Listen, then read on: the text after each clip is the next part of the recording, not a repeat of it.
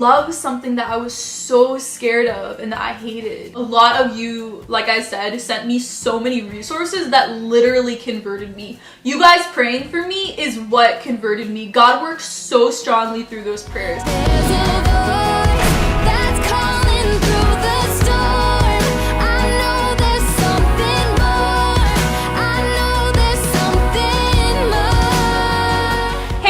It's Lizzie. Now I'm gonna tell the whole story from the time I was 16 or 17 to 23 of how all of my thinking changed, because this is a process that took years and years and years of gradually opening my mind, reading different books, taking different classes that made me realize that I can't accept the basic tenets of Protestantism. So like I said, in Church of Christ, we really emphasize being the early church and going by the Bible. But when I was in high school, I remember thinking Church of Christ probably isn't the right religion or the right Christian denomination just because there's 30,000 denominations. And some people argue that number is lower. So even if there's 10,000 forms of Protestantism, whichever, just statistically, it's extremely unlikely that the church I was born into happens to be the right church. So even when I was in high school, I was really open to being wrong and changing religions or changing my form of Christianity to correspond with truth. Just because they can't all be true. There's one that is the truest form. So some things that happened in high school, I remember we were learning about the Protestant Reformation in my AP European history class my senior year of college. Honestly, history classes in school growing up made me hate Catholicism even more because we learned about how they would burn people like Juan Hus. The way things were explained in history class made the Catholic Church look like it hated science. They were really backwards thinking intellectually and just really violent and awful. I could make a whole video on the way our education system twists Catholicism, but that was just my perspective. But something else really important to remember is the way I grew up. Both of my parents have grad degrees in religion. So they study the Bible really in depth. My entire house is covered with books. Growing up, both of my parents would teach classes at our churches. My parents were actually missionaries for 5 years in Russia. So my family is very intellectual, and since both of my parents knew so much about the Bible, so much about theology, I thought that for sure they couldn't be wrong about Catholicism. They both converted into Christianity as adults, and so they could have converted into any form of Christianity. Both of my parents really value truth, are really rational people, and I think I wasn't irrational for just blindly trusting that Catholicism was obviously wrong like what they thought. When I was a sophomore or junior in high school, I remember my sister was super into reading James. And so I started reading James. So in James, he specifically says that faith without works just isn't even faith. And then when I was a freshman at Pepperdine University, I took Greek, and we actually learned the etymology of the word pistis, faith, and faith is. So let's say you have to read an incredibly long email from your boss that you have to finish before the big meeting starts in 10 minutes. Or your crowd.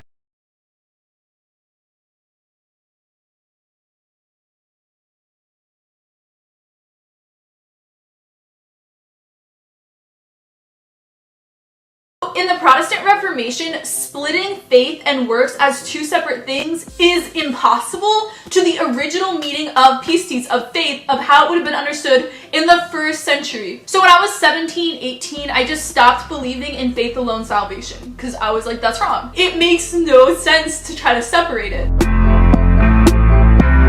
I also remember one vivid memory when I was in my high school youth group class. We were reading the passage about the great cloud of witnesses in Hebrews. I commented, wow, this seems like everyone in heaven is like looking down on us and like cheering us on and wanting the best for us. And the teacher got so mad because I didn't even realize why, but I was essentially sharing a super Catholic Orthodox perspective where people are in heaven and can pray for us. To me, that just seemed like obvious exegesis of that passage. So I went to a Church of Christ college, Pepperdine University.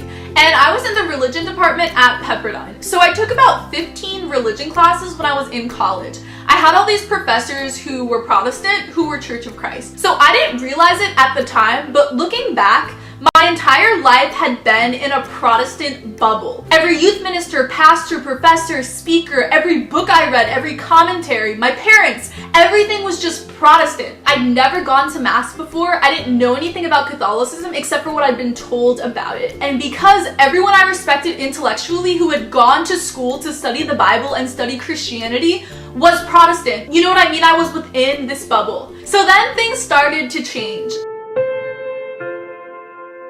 So I met this guy who was Catholic, and if you don't finish this video, I don't end up converting for him. I end up breaking up with him and converting 4 years later. It had nothing to do with that relationship. I just would be horrified if anyone got out of this video that I converted into Catholicism for a guy.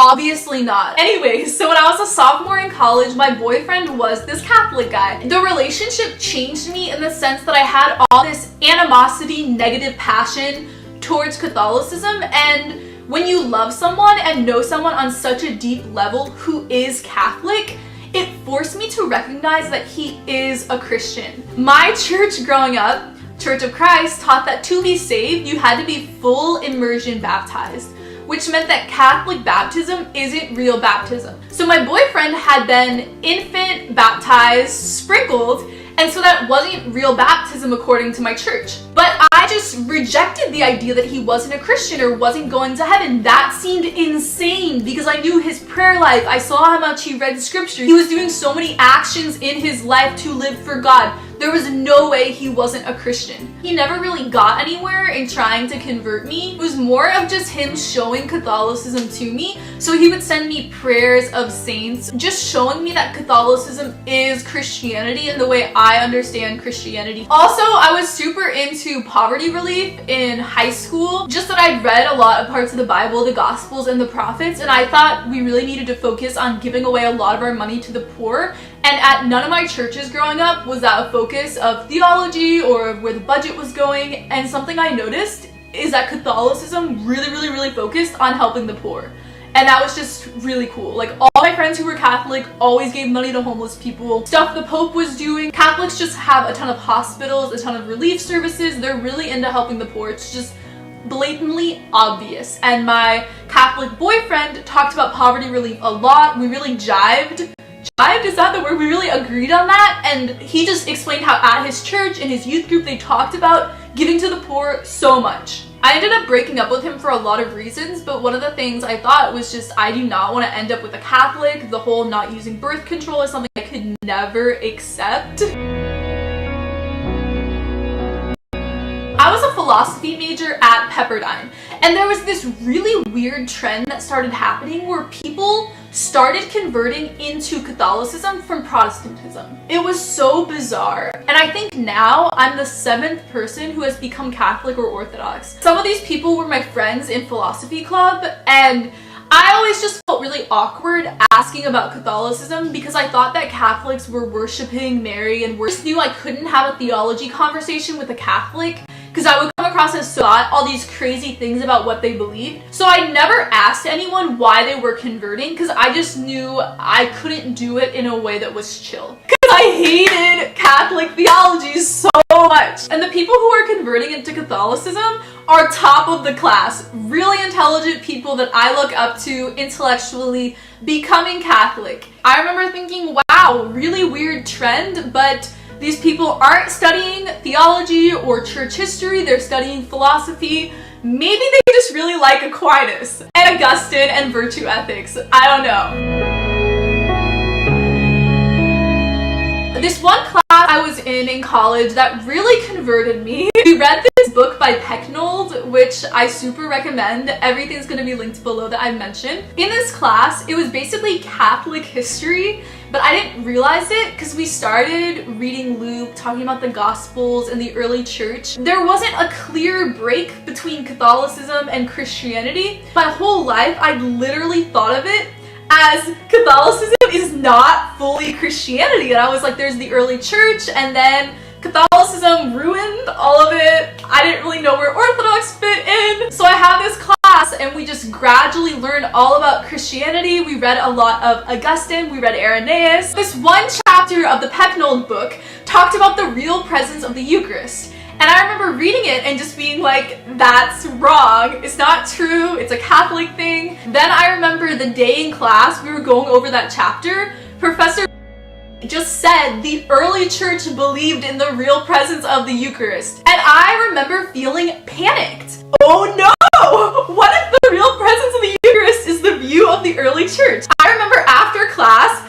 rushing out of class, literally running to the library and going to the religion section of the library, setting my stuff down, climbing on a stool. There's this writer called Everett Ferguson who's a Church of Christ theologian on the early church. And he publishes these books called Early Christians Speak, which literally just have primary sources on different subjects. So I was thinking this is the least biased thing ever because it's just primary sources. So I got the one about communion and I opened it up and I sat down for an hour and I read about communion in the early church. And it was beautiful. It talked about the Eucharistic prayers and all these things. I ended up leading communion at my church the next week or something, and I included things from the book, from the prayers. It was beautiful. But there was nothing about the real presence of the Eucharist. So I was just like, that's not here. And obviously at the time I didn't want it to be true, so I didn't go out of my way more to see if it was true. Like, how is it possible to write an entire volume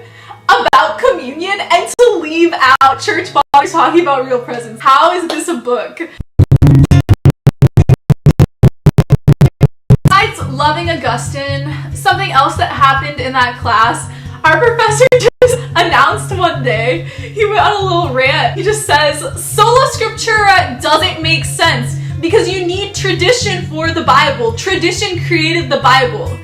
And so I was just in my head, okay, this sucks, that's true. Like, the Bible wasn't even compiled until the 2nd century. We didn't even have the canon established until like the 3rd or 4th century. And I just never thought like that before, but I was thinking, yeah, that's true. You need tradition to establish the Bible. The Gospels are actually anonymous without church fathers like Irenaeus. So you need tradition to prove the Bible, to prove which books of the Bible are the real books of the Bible and not the fake Gospels, the fake books of the Bible, because people were writing random books of the Bible around that time. So I remember calling my dad right after class and asking him about this, and I remember him saying, oh, like, that's not a good argument, but not having an actual argument for Sola Scriptura.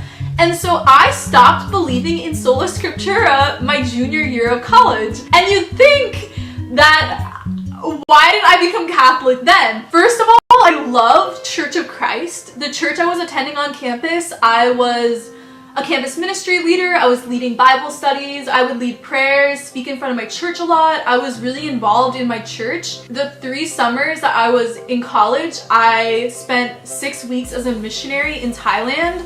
I was gonna move to Thailand to be a missionary. So I think at the time, I was just so closely connected to this Protestant church. And I was so content spiritually, growing so much spiritually. So there was like no reason for me to want to leave that church. But I was giving up basic Protestant tenets. Something else is that in Church of Christ, you can basically think whatever you want to think. You can have whatever theology you want to. There's a few basic things, but there's just, we don't have any sort of headquarters. It's the opposite of Catholicism. And so basically it was chill if I changed my mind on different things.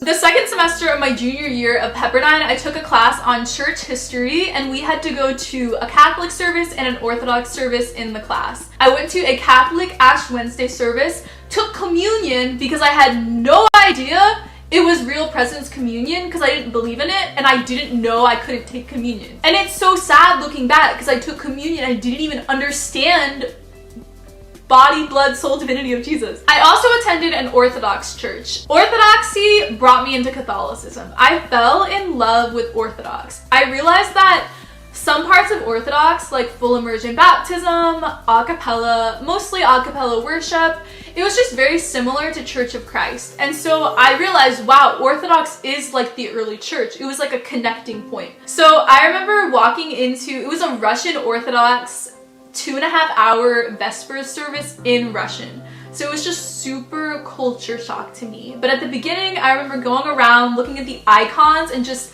I don't know, some part of me just loving all the icons so much. And I recently made a video about how much I love icons, because I love icons so much. Anyways, so I just kind of decided in that class what we learned about the Orthodox Church. I just thought was so cool, and I was like, I love Orthodox. Again, I wasn't looking to convert out of Church of Christ just because I was committed to going and being a missionary in Thailand. I didn't really agree with Church of Christ on a lot of things. I didn't think it was the purest form of Christianity, but I also wasn't going out of my way to try to find the purest form of Christianity. So a lot of you know this just because you watch my videos, but I have bipolar disorder, and my bipolar fully manifested my junior year of college. So my second semester of my junior year of college, I went into this severe depression. I was given such a high dosage of antidepressants to get out of it. So I just had really bad depression, and I didn't really take a break. I went to Thailand that summer. I did full course loads my senior year, and I was just exhausted, really struggling. My meds weren't working. It was horrible. So I decided to take kind of a gap year, some time off, maybe just a few months, stay home and just get my brain figured out. My parents just really wanted me to come home, take a break, because my mental health was horrible. I barely graduated college. My last 3 semesters, I failed a lot of classes. So I'm staying home and I'm just kind of waiting to go to Thailand. So I went off my meds right when I got home. I almost became agnostic or atheist that summer because there was just so much violence going on in the world, and I felt like God just abandoned me when I was in my depression because I couldn't feel his presence at all. I just didn't understand why mental illness even existed. Christina Grimmie was murdered. There was the Orlando shooting. I was reading a lot about North Korea. I was reading the account of this girl in the Stanford University case who was raped. There was just so much violence and evil, and I was just like, I don't want to believe in God anymore. I want out of this. So I was just really weird about my faith that year. Like, I didn't go to church with my parents because I didn't like their church. It was like too legalistic, Church of Christ, like too conservative. So instead I started going to different churches around my city. I was kind of church hopping. This is kind of in the fall and in the spring.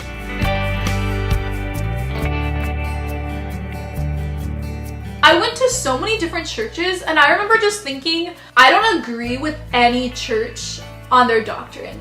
Everyone's wrong. I don't know why I thought that I was right in my intuitions, but I did. I just realized I literally don't agree with any church, and I remember thinking it's just so relativistic. I mean, who knows what's true? It just doesn't even matter. That was my thinking at the time. And also, I remember at Pepperdine, once I got to Pepperdine, realizing that every church is trying to go by the Bible. And so Protestantism to me just seemed like a mess. And in my mind, it wasn't even like 1% chance Catholicism could be true. Orthodox was just so odd, so different. Like, in my mind, it wasn't even an option to not be Protestant. Like, why would I not be Protestant? So that's my mindset. It's just completely relativistic. I don't even care what church I go to. It doesn't matter. There's no way to know what's truth. Protestantism is just a mess. That was kind of my idea. Like, Christianity was kind of a mess. There's no way to discern which is the true church because there's so many. I mean, how could anyone tell? I had taken an epistemology class my senior year at Pepperdine, and my epistemology view is called Perspectivism by Nietzsche. I'm kind of into skepticism as well, so I just don't think there's a way to find truth. So literally my perspective at the time was just skepticism. Like, yes, I believe Christianity is true, but I don't think there's a way of finding the right church. I just think it's impossible to know which doctrines are true. So this is my thinking around the winter, spring of 2016, 2017. So this is where you guys come in, and I talk about how I knew different Catholics throughout my life. I had different friends, professors in college who were Catholic, but you guys, as my subscribers, collectively converted me into Catholicism the absolute most. I made this video, what I love and hate about Catholicism. I just thought it'd be an interesting video to make. I had no idea at the time that my thinking was changing to be more Catholic, but people were commenting on the video, she's a future Catholic, you're gonna become Catholic. And also the comments were just really nice and really encouraging, and I was getting a lot of hate on some of my other videos at the time, and so this video, the comment section in my notifications, was just so loving and so nice and so uplifting on the Catholic video, all the Catholics being so kind to me. I thought it was kind of funny at first though when people said like, oh, you're a future Catholic, you're gonna become Catholic, because I was like, no, I don't want to be Catholic, none of my theology is Catholic, like don't know what you're talking about, don't believe in sola scriptura or sola fide, but never going to be Catholic. So end of Pepperdine, I meet this guy named Trevor in one of my religion classes. We were in an Old Testament class together and we just sat next to each other and we were sort of friends. This was the end of my senior year. He was a grad student at the time, so he was also about to leave. It was weird, like we didn't have a relationship, we never kissed, but I was just really into him. We were both attracted to each other. Towards kind of like the last month that we were at Pepperdine, we kind of hung out a lot, talked a lot. We just really connected and we agreed on everything theologically. Something really important, so he was studying religion. He was studying Old Testament. He was in his second year of grad school at Pepperdine. He was about to go to another grad school to also study religion, study church history, study the Bible. One of the last conversations we had, he kind of confided in me that he was struggling because he had to decide what kind of church to commit to in the next place that he was moving to. And he said that he was actually considering Catholicism, which was so weird to me. Didn't seem that certain about it. In my mind, I thought he was also considering several Protestant churches. Anyways, so we stopped talking at the end of May when I leave Pepperdine. Do not talk at all. So I remember that summer praying for Trevor. We just really connected and I honestly pray for people a lot. And so I prayed for 3 specific things that summer. I prayed for him to find the right church, to choose a church based upon what is true, not what is comfortable, not what he wants, but what is true. I also prayed that he would not be swayed on the decision because of what people in his life thought, but he would choose what is true, not care what people think. And then I also just prayed for him to grow spiritually and just stay really, really close to God when he's in grad school. One of my YouTube videos came up as a suggested video to him and he just thought it was funny. Then a couple months later, I ended up reaching out to him just because I was going to kind of a mega church and there were just some Hebrew things brought up in the sermon that were super cool for 2 weeks in a row. And I remember thinking, I want to text Trevor, ask him about this because he always would answer a lot of my theology questions. So finally, I text him all these questions and he responds and he tells me he decided to be Catholic. And we basically just start talking and like texting a lot, messaging a lot. There were these 3 things that I had been praying for him 8 months ago during that summer. So the craziest thing was some of the first things he said perfectly lined up with what I had been praying for. I've talked about this before, how I pray a lot. I see a lot of interventions, and to me, it's just really obvious when God explicitly answers a prayer. So it was crazy because he talked about how he'd been running away from it for years, but it is true, he believes it. He was really scared how people in his life would react. That's part of the reason he wasn't converting in earlier. And he also said that he's so strong spiritually. And it was weird. It wasn't something I expected from him to say, but he just said, like, I feel so strong spiritually. And so I remember a moment where I was like, I prayed for this. It was just too weirdly specific. And I remember crying actually, and not because this guy who I used to be into was Catholic, but because I felt like I prayed for him and the answer to the prayer was in Catholicism, and it was just bizarre, and I was just questioning God, how? The other thing that was just really worrisome to me about Trevor is that he didn't have an ex who was Catholic. He wasn't the type to emotionally convert. He didn't seem similar to my other friends who had converted, who were like INTJs type people, you know? Not one to be really into following rules. But the thing that really just stressed me out and worried me was how could he become Catholic? Because he was studying religion. He was in his 3rd year of grad school. He had also done his undergrad in religion. How could he have learned so much and actually be convinced that Catholicism could be true? I remember there was one moment where I prayed and I asked God if Catholicism is true to make me become Catholic. And I was crying so much when I prayed that. But it was just like seeing this one person convert in who I knew was so intelligent and knew so much about Christianity. That was like my 0.01% opening that it could be true. So So I started reading first this book I had that I used a little bit of it for research for a paper. This book, The Constitution and Law of the Church by Harnack, and he's a Lutheran scholar. So I pulled out this book and I just started reading it because I was like, the papacy, the bishops, all of that is just not true, not what the early church was. The Pope was not a part of the early church. The rest of Catholicism, I don't know about, but that cannot be true. So I was like, I'm just gonna attack the leadership structure starting off, because I was literally just scared. I was like, how could he find it to be true? So I started reading this book, and in the first chapter, he refers to monarchical bishops. And I was like, no, what is this? And I just started researching more and more and more about Catholicism and Orthodox. This was the first person I saw converting of people I knew who was studying religion. And it was just terrifying that someone studying religion, knowing a lot about Christianity, could become Catholic, because obviously it's wrong. So last summer I just read a lot of different books, and I read the Church Fathers, and Irenaeus is actually going to be my patron saint. Because when I was reading against heresies, I realized I was a heretic because he was talking about heresies that don't even exist anymore, but it was relevant to Protestantism, like some of the things he was saying. I was just like, oh no, I'm such a heretic. And I think just the main thing that I realized when I was reading is that there were so many heresies existing in the early church, and there was the mainline church, and there were the church fathers, the leaders of the church, defending the doctrine, the dogma of the main church against all the heresies. And because of that, it's just really obvious what the main church believed.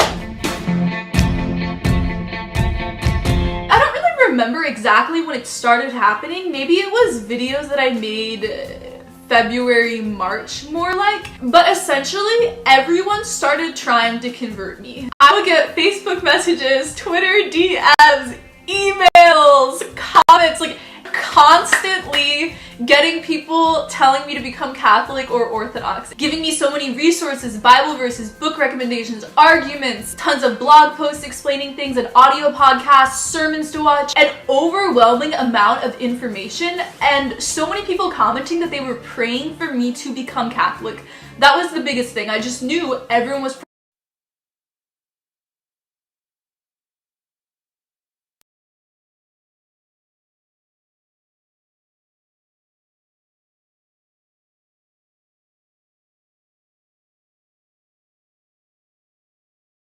I started going to an Orthodox church by my house just because I read a book that was talking about how religion was originally like experiential, and the Enlightenment changed it and made it so that it was more just about intellectual assent to an idea rather than an experience. So I started going to this Orthodox church by my house, and like I talked about before, I was really into Orthodox after going to that one church at Pepperdine, just kind of learning about it. So I started going to Orthodox 2 or 3 times a week. They also had like midweek services, a Bible study, and the Orthodox church just immediately clicked with me going this time because it felt like being in heaven. And that's what the Mass essentially is. That's what Orthodox Divine Liturgy is. It's like being in heaven. And I think that Vatican II changed Catholicism a lot and made it more low church. In an Orthodox church, you more easily feel all the physical elements of how it's like Revelation, how it's like the throne room in Revelation 4 or Isaiah 6. It was just immediate in seeing all these parts of the Bible in the service. I actually still cross myself the Orthodox way 90% of the time because I just got really used to it.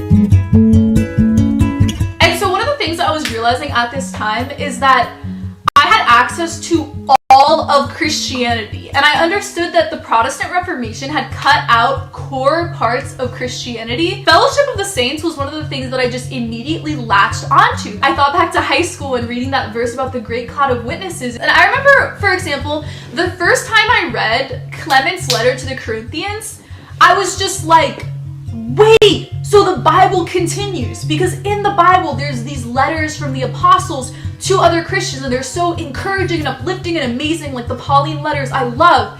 And that kept going. And then I remember around that time reading a recent papal encyclical, and realizing that it has the same exact tone and essence as the letters in the Bible, and just realizing that that has continued throughout all of Christianity. It's such a more beautiful story than just the church got corrupted in the 3rd century and wasn't the true church until the 1500s. That's like a horrible, horrible narrative. I just felt like connected to all the history and theology of the entire church. I felt like I had been lied to my whole life. This had been kept away from me my whole life, all these parts of Christianity. The fellowship of the saints, all the Christian history, tradition, theology through the years, and just all the parts of the service, like holy water, crossing ourselves, saying the creed together. Oh my gosh, the creed is my favorite part of the service. And just all the Christian art. I feel like it helps me so much to worship and to believe. Having other Christians through the years like surrounding us in pictures and statues, I just think that's so powerful, that the church is the entire church, not just the people on earth, but the entire history that came before us. It's just such a beautiful concept. And there was also just amazement during this time and so much gratitude towards God, because it was like Christianity had opened up. Like there was so much more of Christianity to experience on earth, getting to read through all the early church writings. And what's really, really crazy to me is I was in a Protestant religion department, right? So I took so many classes on Christianity, but we never learned about the church fathers. A little bit in some classes. In my Catholic professor class, this one professor who went to Notre Dame, who I'm like suspicious that he's wanting to be Catholic but not Catholic. We talked about St. Francis of Assisi and Augustine a little bit, but as for all the early church fathers, it's just insane to me that I took so many religion classes and we just don't learn about church history, don't learn about the church fathers in a Protestant religion department. Because with Sola Scriptura, the whole point is you want to understand Greco-Roman culture and the culture of the ancient world and the etymology and understanding the Bible, whereas Catholicism and Orthodox looks at how the interns of the apostles are interpreting the Bible and how that's being passed down through the years. And I think this is something that I latched onto so fast because I took so many religion classes. So you want to understand the Bible based upon how the original audience would understand it. So once I started reading the church fathers and understanding that they're so close to the original apostles, Irenaeus is my favorite church father, and so John taught Polycarp, who taught Irenaeus. So it's just 2 steps away from the apostle who lived the longest until the year 100. And so it's like a few decades after that, Irenaeus is born, and then he's writing the theology of the church, and it's Catholic Orthodox theology. And so that was just a really easy jump for me to make, to trust the church fathers because they're so close to the original time. That just really easily clicked to me because I realized, why am I trusting a commentary and interpretation from the 1600s or 1850s or from 2010? Why am I trusting them on how to interpret John 6, on how to interpret the communion accounts, when we have someone who is an intern of one of the 12 apostles saying that it is real presence communion? Every other dogma in Catholicism follows from that. We can read in the church fathers what the early church actually believed, and it's the Catholic, Orthodox, and Oriental Orthodox churches are the original church. I had always been taught growing up that Catholicism developed in like the 3rd century, but I was reading the church fathers and it's so clear that in the early church, it looks Catholic. Believing in real presence, view of communion, because of a YouTube comment. Someone told me to read through all the Last Supper accounts, and I read through them. Once I started believing in real presence communion, and it kind of goes along with what this book talked about, with how there were monarchical bishops in the early church, I just realized that my church did not have bishops. And I researched really fast and figured out that for real presence communion to be legit, you have to have apostolic succession of the bishops. So I realized at that point, because I wanted real presence communion, and that was something Jesus taught, I only want to be part of a church that has valid apostolic succession. The only churches I want to be part of are Catholic, Orthodox, or Oriental Orthodox. So I already kind of talked about the papacy. So this scholar named Stephen K. Ray pretty much convinced me of the papacy. This was around May when I was convinced of the papacy. I just remember around this time being really, really scared. And that's kind of what I want to talk about for the next few minutes of this video, my emotions in all of this. So yes, I hated Catholicism, but it was more like I was scared of Catholicism, and it was, I don't really know how to explain the emotion, but I just cried a lot. I would cry every single day. I would be in the middle of my runs and just start crying because I realized that I would have to be Catholic, and it just was the worst realization ever because I never wanted to be Catholic. And just growing up, my church my church was really negative about Catholicism. Some people in my churches thought they were going to hell, but I just had been taught so many things, like the priests in Catholicism prevent you from being close to God and having an individual relationship with God. They don't focus on the Bible that much, and reading the Bible is like my favorite thing ever. I thought that my prayer life would change and I would have to do memorized prayer and not be able to pray anymore the way I want to pray. I just felt like my relationship with God would change so much. I also remember feeling really, really angry at this time. I felt really angry at my parents, at every religious leader I ever had, at just everyone at my churches who was supposed to guide me spiritually and who had missed something so obvious. And I was mad at myself that I had been so prideful and so negative towards Catholicism that only recently had I been willing to accept that it could be true. Last summer was when I knew I would have to become Catholic, but I was moving to Thailand to be a missionary for Church of Christ. And I wasn't gonna give that up. During that summer, I was talking really in depth to one of my subscribers who really guided me through a lot of the theology. I was accepting more and more and more of the specific dogma. Someone commented on one of my YouTube videos. Her name is Tessa. Hello, I hope you're watching this. And she told me I should try going to Latin Mass. I had been on a road trip with some of my friends on the West Coast, in California, Washington, and we had gone to an Orthodox church in Greek, me and my friend. And so I was like, why not try out the Latin Mass, the west side of the church? That would be cute too. Not cute, sorry, that's really sacrilegious. I don't mean cute, I just thought it would be a really cool experience. I ended up really loving Latin Mass. I made a whole video about it, so I just attended it every single week. So I would attend Orthodox in the morning and then go to Latin Mass at 2 p.m. I took communion the first couple times and then I realized kind of a metaphor of communion to sex. So it's like when you're in love with someone, you really want to have sex with them, but you can't have sex until you're officially married. So it's the same way with communion in Catholicism, where it's like a metaphor to sex and you can't until you're officially a part of the church. And I also learned that communion isn't just you believe in the real presence, but it means that you're in unity with everyone who's a part of the church in dogma. And I wasn't at the time. I didn't accept all the dogma. I was still struggling through it. So I stopped taking communion. I understood that. Once I started believing in real presence, I was just like, oh my gosh, I believe in this. I want to participate in this. This is amazing. It's a miracle. I was just so freaking excited and wanted to take communion. So this is pretty much all the events that led to me converting. A lot of my conversion was just reading and reading and reading, and a lot of you, like I said, sent me so many resources that literally converted me. You guys praying for me is what converted me. God worked so strongly through those prayers. Also, I was just reading my Bible a lot in May and June, and like I would read it for an hour and a half every morning. I was becoming really spiritually strong, and I remember I just started seeing all these Catholic things jumping out of the Bible. There were just so many clear, explicit Catholic things in the Bible, and I'd never seen it before, because the way you grow up completely influences the way you read the Bible. And I remember there was one week where I just stopped reading the Bible because I was so scared, because I felt like I was falling into something I didn't trust and didn't know and didn't love. And it's difficult to explain, but the way I grew up hating Catholicism, thinking it was twisting Christianity, the first time I had a thought that maybe Peter was a Catholic, that Paul was a Catholic, it was just terrifying. And I didn't want that to be true. And there were a couple times where I would just cry and cry and cry last summer, and I just prayed and I asked God if I could just wake up the next day and none of this could be true, because it was just too painful having to love something that I was so scared of and that I hated.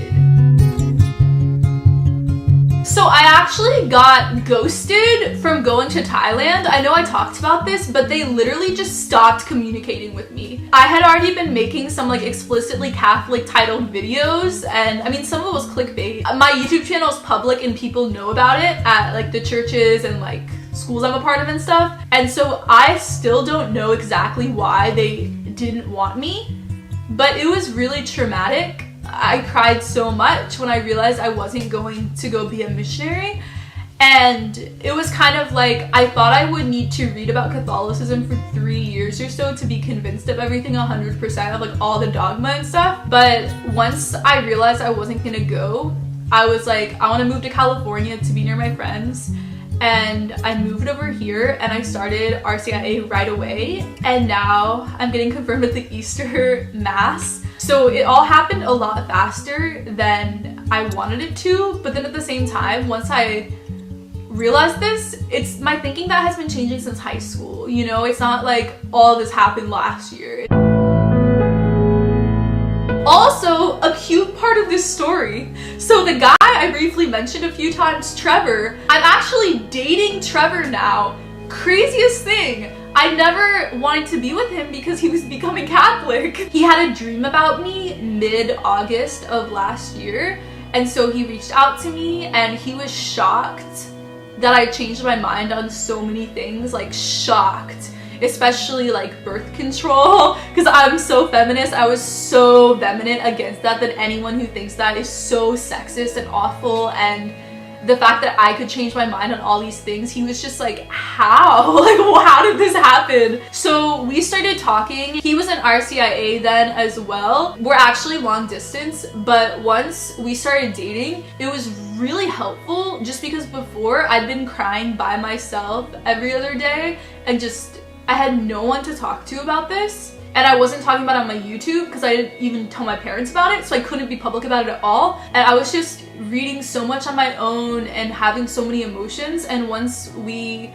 started being together in a relationship, I could talk to him about everything, and I could rant to him about Protestantism, and I could cry to him when I was dealing with things, and he understood just the difficulty of praying to the saints for the first time, of accepting everything about Mary. He was a few steps ahead of me. He got confirmed at the end of November, but having him in my life was just the most comforting thing. And it's kind of crazy how I've known him through a lot of steps of this, but he wasn't a part of this at the same time. Does that make sense? Like, he was kind of the last straw and the catalyst to get me to start researching in, because I'd seen so many of my friends convert, and I got to be at his confirmation. He's gonna be at my confirmation. So it's just something that we can share together, both being converts, both being from a similar Protestant background. I started telling my friends. I think Nicole, you guys know her, she's been in a lot of my videos. Nicole was the first person I told, and then my friend Kyle, then my friend Al, then Rose, Monica, all my other close friends. I think that there's a lot of relativism in postmodern culture, so most of my friends were really chill with it and didn't really care either way, which was really interesting. I expected, especially my Church of Christ friends, to be really against it, but they weren't at all. My sister I told last summer, so she's pretty chill with it. My parents I didn't tell until last November. I wrote them a really long email explaining it because I couldn't say it. I wanted to tell them before I moved to California, but I couldn't bring myself to, because I knew I would hurt them so much. And I mean, I didn't eat for a few days when I was about to send the email. I felt so horrible. I knew how much it would hurt them. My parents love me so much, and God is so present in their lives and in their words and in their actions. So I know for them, they're just really scared, and they think that I've been manipulated by RCIA or by my boyfriend, and they just wanted an explanation because to them it can't be true. It would be too painful if it was true. But obviously I pray for my family to become Catholic. I think everyone should be Catholic. I love being Catholic. My RCIA is really fun. We just watched Bishop Barron videos. It's so freaking fun. I love Bishop Barron so much. He talks about so much philosophy. It's amazing. Anyways, I love you guys so much. I'm so happy to be Catholic. It was a horrible process to get here just because it was so painful leaving the church that I love, that I grew up in, but it's objectively true. And being able to know that it's not a relativistic mess, but that dogma is infallible truth, absolute truth, is just amazing, because it's something that I didn't believe could exist on earth. I love you guys so much. I will make so many more Catholic videos, and I'll see you in my next video. Bye!